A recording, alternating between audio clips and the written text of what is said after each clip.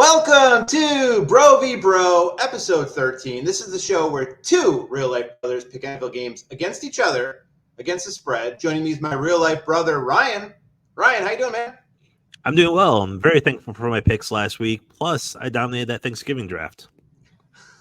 Oh, very funny, wise guy. You're going to bring that up. So, Ryan, for those who didn't know, who didn't watch last week, Ryan's friends all voted for his picks in the Thanksgiving draft. And so now there's some controversy. I don't even think that should count.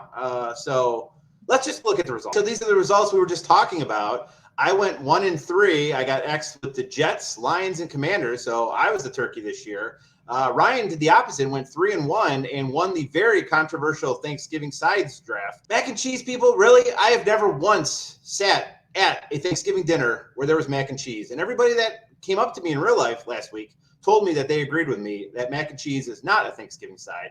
But yet Ryan won the online poll. So Ryan won the week 12 points to 5 points, which means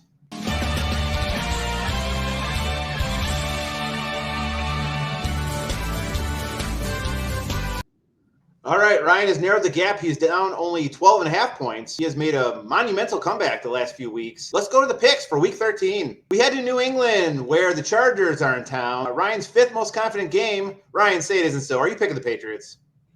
I am. I'm going to go with the Patriots plus 5.5 here. Listen, the Chargers are a West Coast team flying east for a 1 p.m. start time.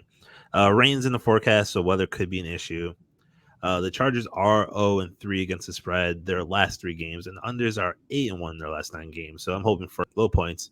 I have no idea who's even starting at quarterback for New England, but hopefully they can keep it within 5.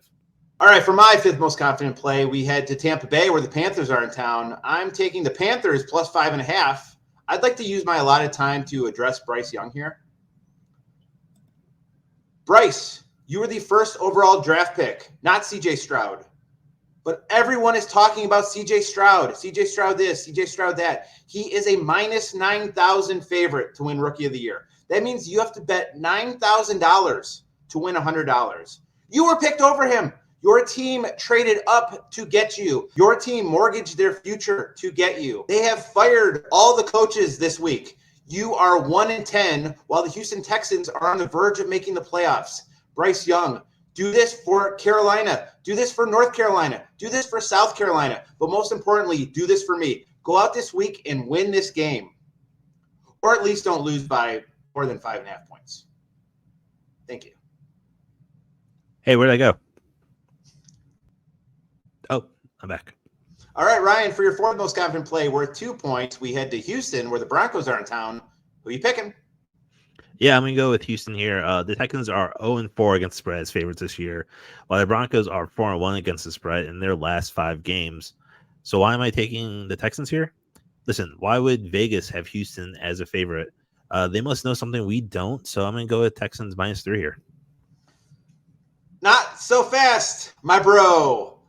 I'm picking the opposite side for my fourth most confident game. I have the Broncos on the road getting 3.5 points. So the Broncos right now, believe it or not, are the hottest team in the NFL. They have won 5 games in a row, and some of their strengths are throwing it deep down the field and throwing it behind the line of scrimmage, both weaknesses of the Houston Texans. The Houston Texans have not covered once as a favorite this year, and they're a favorite here. Also, one of the strengths of Denver's defense is the cornerbacks. They have 2 of the best cornerbacks in the league. They have Patrick Surtain and some other guy I've never heard of, but they are apparently shut down corners. So it's just a really good matchup for the Broncos.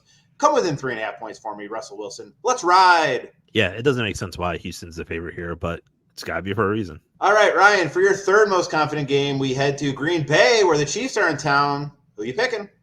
Yeah, I'm going to go with Green Bay +6 here. The Packers are coming off of a few extra days of rest after playing Thanksgiving. And this will be Patrick Mahomes' first game ever in Green Bay. The Kansas City head coach, Andy Reid, he's 0-6 against the spread in his last 6 games against the Packers. Kansas City is also 1-6 against the spread in their last 7 primetime games. And this game is on Sunday night. Give me Green Bay. I don't Jordan love this pick. You're betting against Mahomes. I like the Chiefs here. My third most confident pick in what might be the game of the year, it's the Eagles at home against the 49ers, and I'm taking the 49ers by 2.5. So when I first saw the point spread, it was a bit surprising that the Eagles were an underdog at home. But Eagles right now are just getting by the skin of their teeth. The last 3 games they have won, but just barely. and they've been on the field defensively for a lot of them. They are super banged up, where the 49ers are coming in with an extra 4 days of rest because they played on Thanksgiving. The Niners are rolling on offense and defense. And if you remember, the Eagles knocked them out of the playoffs last year in very upsetting fashion. So I believe the 49ers have marked this date on their calendar. They are going to Philadelphia with revenge on their mind, and I feel like they might even blow out the Eagles. So give me the Niners by 2.5. Spoiler alert, I might like this pick a little bit better than you. Nice. All right, Ryan, for your second most confident pick, we head to Los Angeles, where the Browns are in town. Who are you picking? Yeah, I'm going to go with the Rams. Listen, at quarterback, the Browns are dusting off the cobwebs of Joe Flacco. Cleveland's dealing with a lot of injuries while the Rams are getting healthier. I'll take LA here. All right, another spoiler alert. We might see this pick a little bit later on.